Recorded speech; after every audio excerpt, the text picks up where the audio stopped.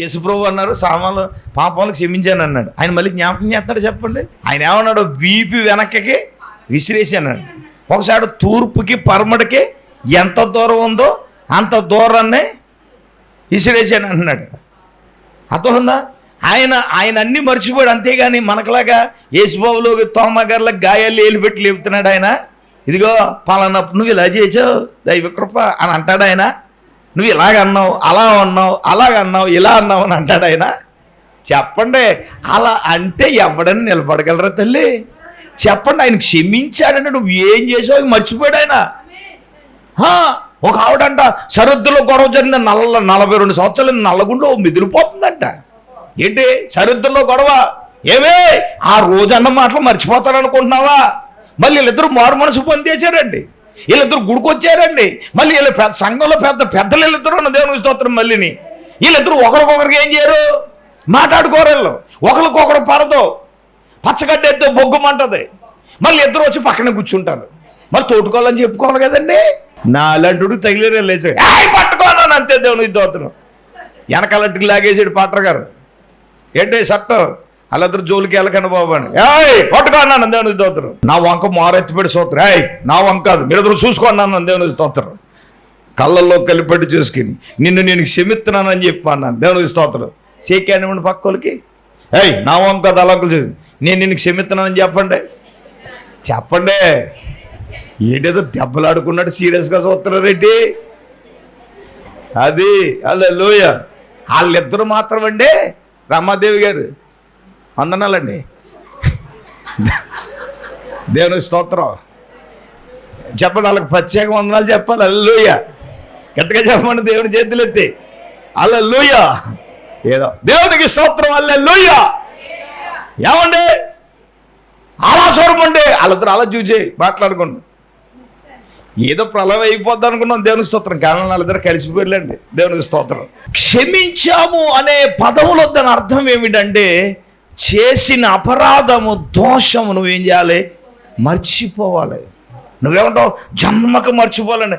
జన్మకు మర్చిపోవాలి. క్షమాగుణం ఎలాగవుతుందండి? అంతే కదండి.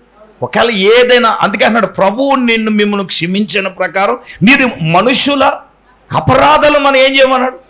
నువ్వు క్షమిస్తేనే పరమ తండ్రి నీ అపరాధాలు ఏం చేస్తాడు? నిజమే కదా. పరమ తండ్రి మన అపరాధములను క్షమిస్తున్నాడు కదా. మన కష్టాలు, మన అపరాధములు, మనం చేసే మన దోషములు, మన ఇబ్బందులు, మన ఇవన్నిటినీ కూడా దేవుడు ఏం చేస్తున్నాడు? క్షమించువాడు ఆయన. నిజంగా ప్రభు క్షమించాడు కాబట్టి ఈ రోజున మనకి నిలబడగలిగాం. దేవునిలో ఇక్కడేమన్నాడు? ఒకరి ఎడల ఒకడు దయ కలిగి కరుణాహృదయులై క్రీస్తునందు దేవుడు మిమ్ములను క్షమించిన ప్రకారం మనం ఏం చేయాలి? క్షమించాలి. మనకి మన వాళ్ళకి గుడ్ ఫ్రైడేకి ఒకరోజే కనపడుతుంది ఏంటి? తండ్రి వీరేమి చేయుచున్నారు. మళ్ళీ ఎప్పుడు గుర్తుకు రాదండి వీళ్ళకి. చెక్క ప్రసంగాలు చేసేస్తారు దేవుని స్తోత్రం. క్షమాగుణం లేని మాటలు ఎన్ని మాటలన్నీ ఏమి ఉండదు దేవుని స్తోత్రం. తండ్రి అన్నాడు నువ్వు క్షమిస్తేనే అపరాధములు క్షమిస్తేనే మీరు క్షమిస్తేనే నేనేం చేస్తాను? క్షమాగుణం లేదంటే నేను క్షమించనంటే ప్రభు కూడా ఏం చేయడు. మరి ఏం చేయాలి? మనం క్షమించాలి. క్షమిద్దామా? నీతోటి సహోదరుని నేను తిట్టినోడు నువ్వేం చేయాలి? క్షమించాలిగా. నీ ఎడల అపరాధం చేసిన నువ్వు క్షమించాలి కదా. నువ్వు అలా క్షమిస్తే పరమ తండ్రి కూడా నీ అపరాధములు ఆయన ఏం చేస్తాడు? క్షమించేవాడుగా ఉన్నాడు. మొట్టమొదటిగా పరమ తండ్రి నిన్ను చూసి నీకు ఏమిస్తాడు? ప్రతిఫలం ఇస్తున్నాడు. 2, పరమ తండ్రికి నీకు అక్కరగా ఏ ఉన్నాయో అన్నీ ఆయనకి తెలుసు. 3, నీ పరమ తండ్రి నీ అపరాధములను ఏం చేస్తున్నాడు? చెప్పండి. ఆయన ఏం చేస్తున్నాడండి? ఆయన క్షమిస్తున్నాడు. నాలుగవదిగా మనం చూచినప్పుడు ఈ మత్తయి సువార్త 6వ అధ్యాయంలో మనం చూచినప్పుడు 25, 26 వచనాలు చూద్దాం. అందువలన నేను మీతో చెప్పినదేమనగా ఏమి తిందుము ఏమి త్రాగుదుమని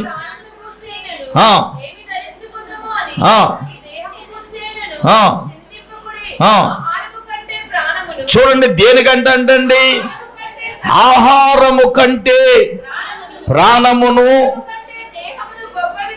దేనికంటేనంటమ్మా, వస్త్రము కంటే దేహము గొప్పవి కావా. అవి విత్తవు కోయవు, అయినను మీ పరలోకపు తండ్రి వాటిని ఏం చేస్తున్నాడు? పోషించుచున్నాడు. దేవునికి స్తోత్రం కలుగునుగాక. అందరూ గట్టిగా చెప్పండి. ఒక్క మాటలో చెప్పేది ఏంటో తెలుసా? మన పరమ తండ్రి మనలను పోషించేవాడు. నాలుగవదిగా చెప్పండి ఏంటండి? చెప్పండి, చూడండి. అయితే ప్రియులారా, యేసు ప్రభువారు ఏమంటున్నారు? ఏమి తిందుము, ఏమి తాగుదుము అని ప్రాణమును గురించి, ఏమి ధరించుకుందాము అన్నట్ట దేహాన్ని గురించి మనుష్యులందరూ ఏమన్నారు? అది వాస్తవమే. పొద్దున్న లేచిన కానీ ఏం వండాలంటావు? కుర్రోడికి ఏం గ్యారేజ్ ఎట్టాలి? ఇవాళ నాకు ఉపవాసమే. మనసులో నీకుంది, ఆడు కూడా ఉపవాసం ఉండి వెళ్ళిపోతే బాగుందని మనసులో మీకుంటుంది. ఈ బుధవారం కూడా సెలవు చిత్త బాగుంది, ఆడు కూడా ఇక్కడికి వచ్చేసిన ఆడికి కూడా పని అయిపోద్ది. రక్తమే స్తోత్రం చెప్పండి. పొద్దున్న లేచిన కానీ కుర్రోడికి ఏం గ్యారేజ్ ఎట్టాలో ఆలోచించమండి. ఏం వండాలో అంతే కదా మరి. ఏం వండాలి, ఏం చేయాలో. నిజంగా ఆదామ అవ్వమ్మ రోజున పని చేసి ఉండకపోతే మీకు ఓ తెచ్చిపెట్టే బాధ మాకుండేది కాదు, వండి పెట్టే బాధ మీకు ఉండేది కాదు. బంగారులో ఉండేది. పొద్దున్న ఆకలిస్తే పండు కోసి తినేసేది, మధ్యాహ్నం ఆకలిస్తే మరి ఆదామ అవ్వమ్మలు ఏం చేశారు? ఏదైనా తోటలోని అయ్యో అలా చూస్తున్నారేంటమ్మా? ఏమన్నా బిర్యానీలు వండుకున్నారా? వాళ్ళు జాయింట్లు వండుకున్నారా? మరి ఏం వండుకున్నారు చెప్పండి అమ్మా. ఏమండే ఏం తినేవారు? ఆకలిస్తేనే అమ్మా ఓ పండు కోసి తినేసేవారు. దేవుని స్తోత్రం. మధ్యాహ్నం ఆకలిస్తే మరి రాత్రికి డైట్ ఎలా కాదు, ఏదేని తోటలో దేవుడు ఎట్టేసాడు. దేవుని స్తోత్రం. అది ఒళ్ళు లాగాలంటే రాత్రికి అన్నం అనేసి పట్టు తినమంటున్నాడు. ఏం ఫ్రూట్లని అడగకండి. దేవునికి స్తోత్రం. మనం అందరం పళ్ళు తినే బ్యాచి కాదే, ఎజరక్తజే పలావులు తినే బ్యాచి, ఎజరక్తజే ఎక్కడ లాగుతారు? ఇందాక కూడా అడుగుతున్నాడు, ఏమంటే డాక్టర్ గారు లాగమన్నారని మీరు బలి లాగేసారు అన్నాడు. దేవునికి స్తోత్రం. అబ్బాయి నేను పళ్ళు తింటున్నాను అన్నాను. దేవునికి స్తోత్రం. పొద్దున్న తెవలగట్ట లేచాను, 3 కిలోమీటర్లు వాకింగ్ చేసాను. దేవునికి స్తోత్రం. ఏమి తిందామా, ఏమి ధరించుకుందాం అనే మానవులు ఎప్పుడు దాని గురించి ఆలోచిస్తుంటే, యేసయ్య చెప్పిన కీలకమైన విషయం ఏమిటంటే, ఆయన ఏమంటున్నాడంటే చూడండి, ఆహారము కంటే ప్రాణము, వస్త్రము కంటే దేహము గొప్పవి కావా. చూడండి 26వ వచనం. ఆకాశ పక్షులు చూడండి, అవి విత్తవు కోయవు, కొట్లలో కూర్చుకొను, అయినను మీ పరలోకపు తండ్రి ఏం చేస్తున్నాడు? మన పరమ తండ్రి మనలను పోషించేవాడుగా ఉన్నాడు. హల్లెలూయా. ఏం చేస్తున్నాడండి? చెప్పండి చెప్పండి చెప్పండి. మన పరమ తండ్రి మనల్ని ఏం చేస్తున్నాడు? ఏమండి? పోషించుచున్నాడు కదా. ఏమండి? ఇశ్రాయేలీల జనాంగాన్ని బైబిల్లో రాయబడి ఉంది. ఆయనంట మన్నాతోనంట 40 ఎన్ని సంవత్సరాలమ్మా? 40 సంవత్సరాలు దేవుడు వారిని ఏం చేశాడు? పోషించాడు. కీర్తనల గ్రంథంలో కూడా ఉంటుంది. ఆయన గుప్పివెలు విప్పి ప్రతి జీవి కోరికను తృప్తిపరిచాడు. ప్రతి జీవి కోరికను తృప్తిపరిచాడు. ప్రతి ఒక్క వ్యక్తిని దేవుడు ఏం చేస్తాడంటే పోషించేవాడు. చూడండి ఇదే మాట లోకాసు సువార్తలో కూడా 12:24 చూద్దాం. లోకాసు వార్త 12 అధ్యాయం 23, 24, 22 నుంచి చదివినట్లయితే అక్కలదిలే 23:4. ఆహారము కంటే ప్రాణమును, వస్త్రము కంటే దేహము గొప్పగా. అక్కడ పక్షులను ఎక్కడ కాకుల సంగతి చూడండి. అవి ఓకే.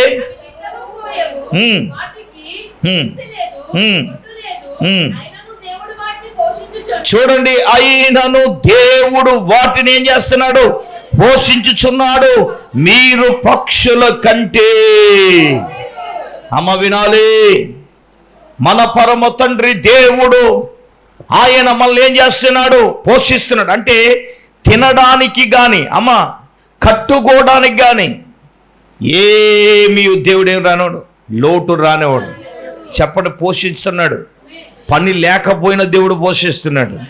ఏమా ఆ ఎన్నో కరువులు ఎన్నో ఇబ్బందులు వచ్చినా దేవుడు ఏం చేస్తున్నాడు? పోషిస్తున్నాడు కదా. పరమ తండ్రి పోషిస్తున్నాడు. రే బాబు ఆకాశ పక్షులను చూడు, అవి విత్తవు, కోయవు, కొట్టుల్లో కూర్చుకోను, కానీ నేనేం చేస్తున్నాను? వాటిని నేను పోషిస్తున్నాను. నేను పోషించలేనా మిమ్మల్ని? చూడండి, ఇశ్రాయేలు ప్రజల గురించి ఒక అద్భుతమైన మాట ఉంటుంది. యెషయా గ్రంథం 3వ అధ్యాయం 1వ వచనం చదవండి. యెషయా గ్రంథము 3వ అధ్యాయం 1వ వచనం చదవండి. ఒక అద్భుతమైన మాట. ఆలకించుడి, ప్రభువును సైన్యములకు అధిపతియగు యెహోవా. చూడండి, సైన్యములకు అధిపతియగు యెహోవా అంట పోషణమును, పోషణాధారమును, అన్నోదకముల ఆధారమంతయు పోషణంతయు. హల్లెలూయా.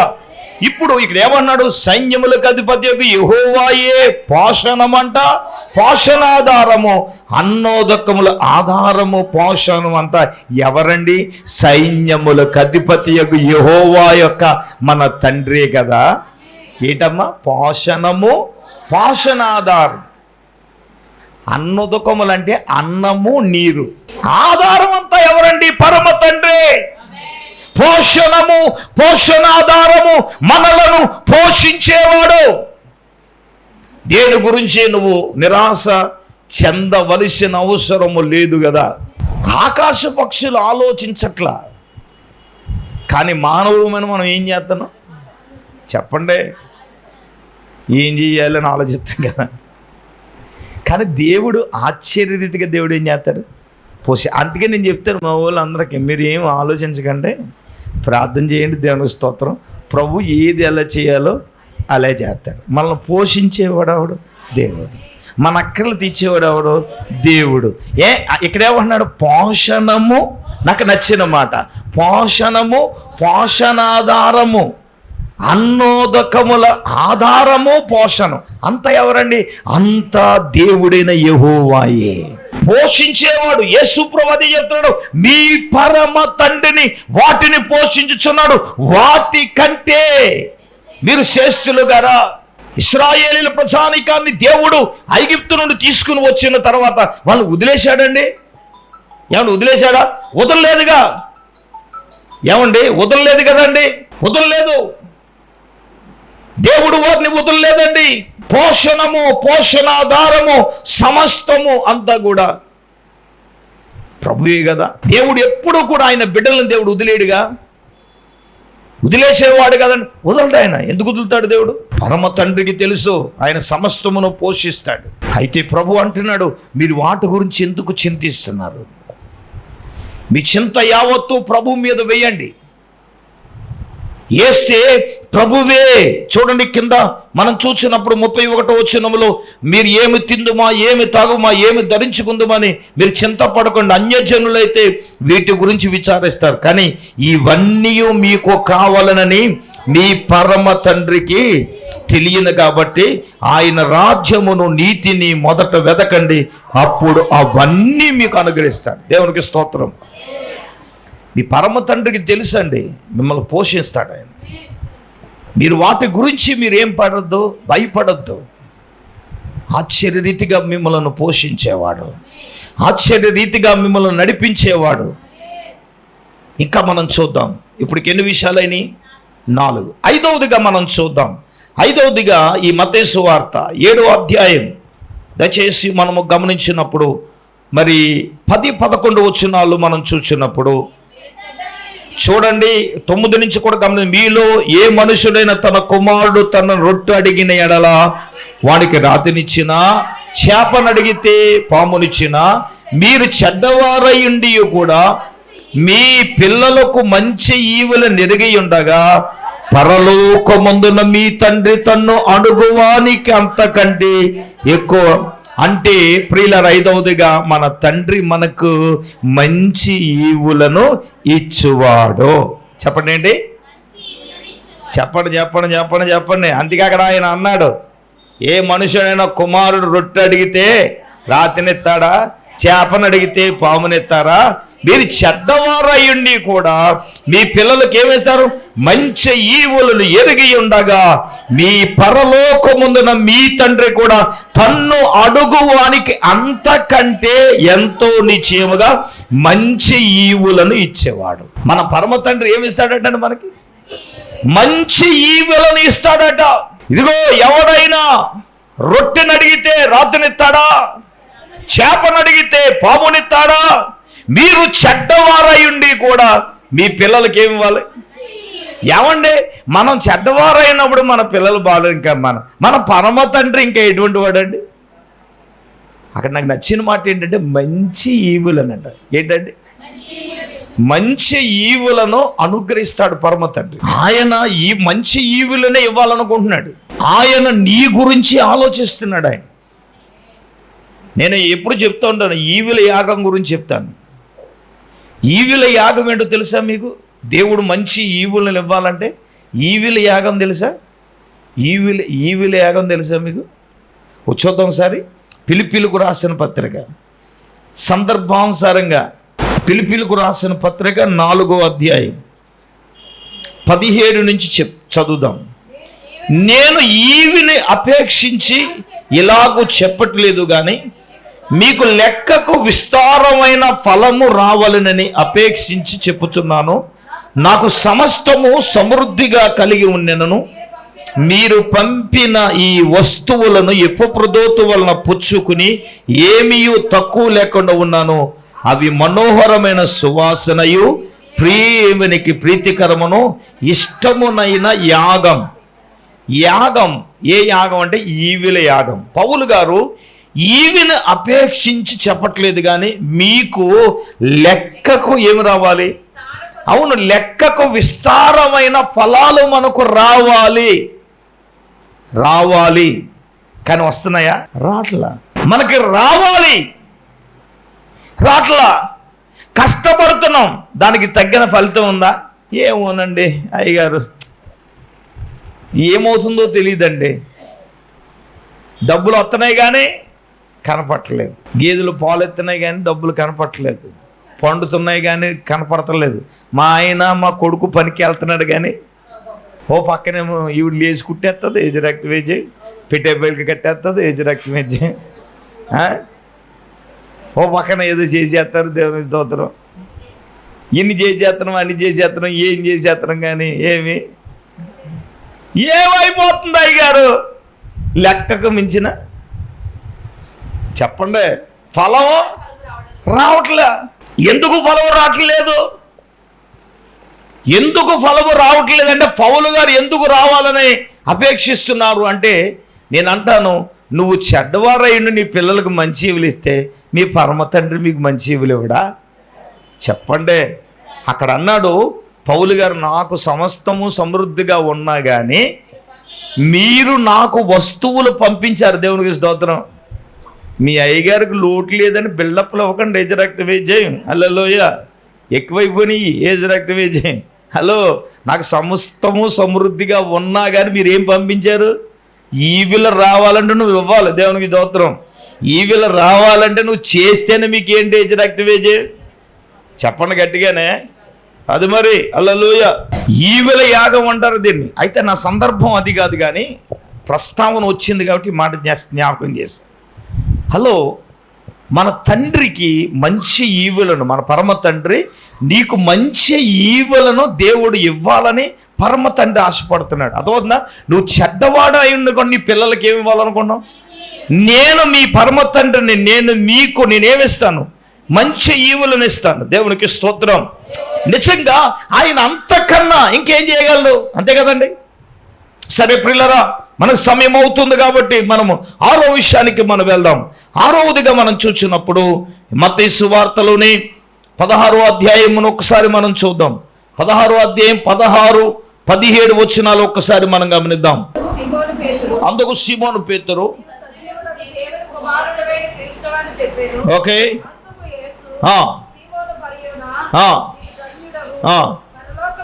చూడండి, పరలోకమందున్న నా తండ్రి ఈ సంగతి నీకు బయలుపరిస్తేనే గాని నరులు నీకు బయలుపరచలేదు. అమ్మ వినండి, ఆరవదిగా మన తండ్రి, మన పరమ తండ్రి రహస్యమైన సంగతులు లేదా సంగతులను ఆయన ఏం చేస్తాడు? బయలుపరుస్తాడు. ఆమేన్. అమ్మ ఏంటి చెప్పండి?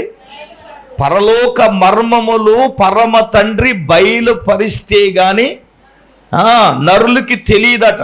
ఇప్పుడు యేసయ్య అన్నారు, పేతురు ఆ పరమ తండ్రి సంగతి బయలుపరిస్తేనే గాని అది నీకు తెలియదు. ఏమన్నాడు? పరలోకముందున నా తండ్రి ఈ సంగతి నీకు బయలుపరిస్తేనే గాని నరులు నీకు తెలియపరచలేరు. అందుకంటాడు, బైబిల్లో రాయబడింది, యెహోవా యందు భయభక్తులు గలవానికి ఆయన మర్మములు ఏం చేస్తాడట? తెలియజేస్తాడట. దేవునికి స్తోత్రం కలుగునుగా. చెప్పండి గట్టిగా హల్లెలూయా. ఎవరికండి? దేవుని యందు భయభక్తులు గలవారికంట ఆయన ఏం చేస్తాడు? చూడండి, 25వ కీర్తన 14వ చరణం చదవండి. 25వ కీర్తన 14వ చరణం. యెహోవా మర్మం, యెహోవా మర్మం 25. యెహోవా మర్మము ఆయన యందు భయభక్తులు గల వారికి తెలిసి ఉంది, ఆయన తన నిబంధనను వారికి తెలియదు. చూడండి, మన పరమ తండ్రి మర్మములను ఎవరికండి? తన యందు భయభక్తులు కలిగిన వారికి మరుగైన సంగతులను ఆయన ఏం చేస్తున్నాడు? తెలియపరుస్తున్నాడు. నిజంగా ఆయన తెలియపరచకపోతే, ఆయన చెప్పకపోతే ఏది మనకు తెలియదు కదా. ఆయన బయలుపరిస్తేనే కదా ఏది తెలిసేది. పరమ తండ్రిని అడిగితే పరమ తండ్రి సమస్తమును నీకును నాకును మనకను ఆయన ఏం చేస్తాడు? నిజమే కదా. సరే, సమయం అవుతుంది. చివరగా 7వ పాయింట్గా మనం చదివేది మత్తయి సువార్త 18వ అధ్యాయము. ప్రియులారా, చివరగా 13, 14 వచనాలు మనం చూసినప్పుడు ఏమండి, అక్కడ తప్పిపోతున్నటువంటి గొర్రెల గురించి చెప్పబడింది. అయితే మనం చూద్దాం, దానిని కనుగొని ఎడల 99 గొర్రెల గురించి దానికంటే ఎక్కువగా సంతోషించునని, అలాగునని ఈ చిన్నవారిలో ఒక్కడైనను నశించుట పరలోకమందున మీ తండ్రికి. చివరిదేంటి చెప్పన? మీలో ఒకడైనను నశించుట పరమ తండ్రి చిత్తము కాదు. అర్థమవుతుందండి? చివరిది 7వది. అమ్మ, ఇక్కడ కూడిన మనం అందరం ఏ ఒక్కడును నశించుకోవటం పరమ తండ్రికి ఏమి లేదు, చిత్తం కాదు. అది అందరూ రక్షించబడాలి. అందుకే నశించిన దానిని వెదక రక్షించడానికి యేసయ్య వచ్చాడు కదా.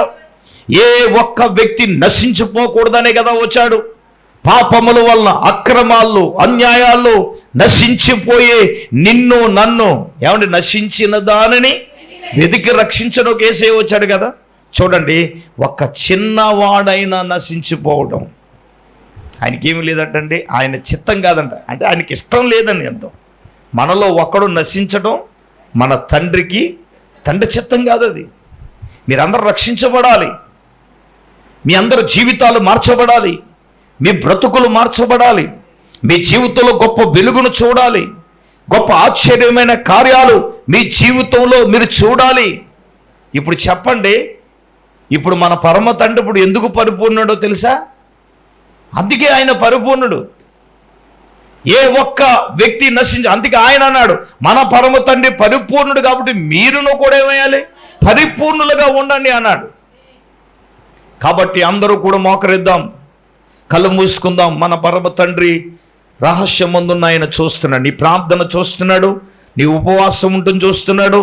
ఖచ్చితంగా నీకు ఆయన ఏమిస్తున్నాడు? ప్రతిఫలం ఇస్తున్నాడు. రెండవదిగా, మీ పరమ తండ్రికి మీకు అక్కరగా ఏ ఉన్నాయో ఆయనకి తెలుసు. మూడవదిగా, మీ పరమ తండ్రి మిమ్మల్ని ఏం చేస్తాడు? క్షమిస్తున్నాడు. 4, 5వదిగా, మీ పరమ తండ్రి మిమ్మల్ని ఏం చేస్తున్నాడు? పోషిస్తున్నాడు. 5వదిగా, మీ పరమ తండ్రి మీకు మంచి ఈవులను అనుగ్రహిస్తున్నాడు. 6వదిగా, పరమ తండ్రి ఏమంటే మర్మమై ఉన్న సంగతులను ఆయన బయలుపరుస్తున్నాడు. చివరిగా 7వదిగా, ప్రియులారా, మన పరమ తండ్రి ఏ ఒక్కడు నశించడానికి ఇష్టం లేదు. అందరూ మోకరించండి, కళ్ళు మూసుకుందాం. దైవజనురాలు పాస్తమ్మ గారు మన ప్రార్థనలు నడిపిస్తుండగా స్తోత్రం స్తోత్రం స్తోత్రం స్తోత్రం స్తోత్రం స్తోత్రం స్తోత్రం. పరిశుద్ధుడైన తండ్రి, మహోన్నతుడా, నీకు వందనాలు, స్తోత్రాలు ప్రభువా. ఈ సమయమందు తండ్రి నీకు వందనాలు. నీ దాసుని అభిషేకించి ప్రభువా ఈ యొక్క ఉపవాస కూడికలో నాయనా నీ వాక్యము ద్వారా మీరు నాతో మాట్లాడినందుకు వందనాలు తండ్రి. నీకు స్తోత్రాలు. మా పరమ తండ్రివైన దేవా, నీవు పరిపూర్ణుడు గనుక మేమును కూడా పరిపూర్ణులుగా ఉండాలని మీరు కోరుకుంటున్నారు తండ్రి. నీకు స్తోత్రాలు. అయ్యా నీవు పరిపూర్ణుడు ఎందుకయ్యావో నైనా అయ్యా నా తండ్రి నీకు స్తోత్రాలు. 7 విషయాలు మీరు మాతో మాట్లాడారు తండ్రి. నీకు వందనాలు ప్రభువా. అయ్యా నాయనా నా తండ్రి నీకు స్తోత్రాలు. పరమ తండ్రి మీరు మమ్ములను మేము చేసే ప్రార్థనలు చూస్తూ ఉన్నావు తండ్రి. నీకు వందనాలు. అయ్యా చూడటమే కాదు తండ్రి. నీకు వందనాలు. అయ్యా మమ్మల్ని చూచి మాకు ప్రతిఫలాన్ని ఇస్తున్నావు తండ్రి. అయ్యా ప్రతిఫలం ఇచ్చే తండ్రిగా మీరు మాకున్నారు ప్రభువా. నీకు స్తోత్రాలు. యేసయ్యా నాయనా నీకు స్తోత్రాలు. నీవు చూసే ప్రార్థన అయ్యా నాయన నీవు అంగీకరించే ప్రార్థన నీ యొద్ద నుండి ప్రతిఫలాన్ని పొందుకునే వారముగా మేముండటానికి సహాయము దయచే తండ్రి. యేసయ్యా నీకు వందనాలు నైనా. అయ్యా ప్రార్థనలు ఆలకించటమే కాదు ప్రభువా. నీకు వందనాలు. అయ్యా నాయనా నీకు స్తోత్రాలు తండ్రి. అయ్యా మాకు అక్కర్లు ఏమున్నాయో ప్రభువా మా అక్కర్లు తీర్చేవారుగా నీవు ఉన్నావు తండ్రి. అయ్యా మమ్ములను నైనా పోషించేవారుగా నీవు ఉన్నావు ప్రభువా. నీకు వందనాలు నైనా. అయ్యా మాకు నాయన ఈవులను అనుగ్రహించే తండ్రిగా నీవు ఉన్నావు ప్రభువా. నీకు వందనాలు. యేసయ్యా నీకు స్తోత్రాలు తండ్రి. అయ్యా విత్తబడిన నాయన యొక్క మాటలను ప్రభువా మా హృదయాల్లో భద్రపరుచుకోవడానికి సహాయము దయచేయండి నాయన. యేసయ్యా నీకు వందనాలు ప్రభువా. ఈ లోకంలో ఏ ఒక్కరూ నశించిపోవటము నీకు ఇష్టము కాదని ప్రభువా మీరు మాతో మాట్లాడారు తండ్రి. నీకు వందనాలు. అయ్యా నాయన కూడా వచ్చిన బిడ్డలందరినీ జ్ఞాపకం చేసుకో తండ్రి. అయ్యా నా ప్రభువా నీకు స్తోత్రాలు నాయనా. ఈ వాక్యము ద్వారా ఎంతో స్పష్టంగా మీరు మా అందరితో మాట్లాడారు తండ్రి. నీకు వందనాలు. ఈ వాక్యాన్ని నాయనా నా తండ్రి మా హృదయాల్లో భద్రపరుచుకుని ప్రభువా అయ్యా నా తండ్రి నీకు స్తోత్రాలు. వాక్యానుసారంగా బ్రతకడానికి వాక్యానుసారంగా జీవించడానికి అయ్యా సహాయము దయచేయండి. యేసయ్యా నాయన మీరు మమ్మలను క్షమించే దేవుడుగా ఉన్నావు ప్రభువా. అయ్యా నాయన మేము కూడా ఒకరినొకరు క్షమించాలని మీరు మాతో మాట్లాడారు తండ్రి. అయ్యా మా అపరాధములను నువ్వు క్షమిస్తున్నావు తండ్రి. మేము ఇతరుల విషయంలో మా ఏడల చేసిన అపరాధములను మేము క్షమించే వారముగా ఆ క్షమించే మనసు కలిగిన వారముగా మేము ఉండటానికి సహాయము దయచే తండ్రి. నీకు వందనాలు. అయ్యా క్షమించడానికి సిద్ధమైన మనసును కలిగి ఉన్న దేవుడు ప్రభువా నీకు వందనాలు. అయ్యా నాయనా నాయనా నా తండ్రి నీ వంటి మనసు నీకు కలిగిన మనసు మాకును దయచేయమని ప్రార్థన చేస్తూ ఉన్నాను తండ్రి. నీకు వందనాలు ప్రభువా. యేసయ్యా నీకు వందనాలు. కూడా వచ్చిన బిడ్డలందరినీ జ్ఞాపకం చేసుకోనండి. ఈ యొక్క 5వ బుధవారం ఉపవాస కూడికను ప్రభువా ఇంతవరకు నీ ఆత్మ ద్వారా నడిపించినందుకు వందనాలు. యేసయ్యా నీకు వందనాలు తండ్రి. కూడా వచ్చిన ప్రతి ఒక్క బిడ్డని పేరు పేరు దయతో జ్ఞాపకం చేసుకుని సమస్త ఘనత మహిమ ప్రభావములు మీరే పొందమని యేసయ్య పరిశుద్ధ నామములో ప్రార్థన చేసి అడిగి వేడుకొనుచున్నా మా పరమ తండ్రి. ఆమేన్. మన పరమ తండ్రి అయిన దేవుని ప్రేమ, మన ప్రభువును రక్షకుడైన యేసుక్రీస్తు ప్రభుల వారి యొక్క దివ్యమైన కృప, పరిశుద్ధాత్మ దేవుని యొక్క అన్యును సహవాసము ప్రభు బిడ్లారా ఇక్కడ కూడినకు వాక్యముని బిడ్డకి ఇప్పుడు ఎల్లప్పుడూను ప్రపంచపరందలప్పుడు సదాకాలము తోడైనుగాక. ఆమేన్. ఆమేన్.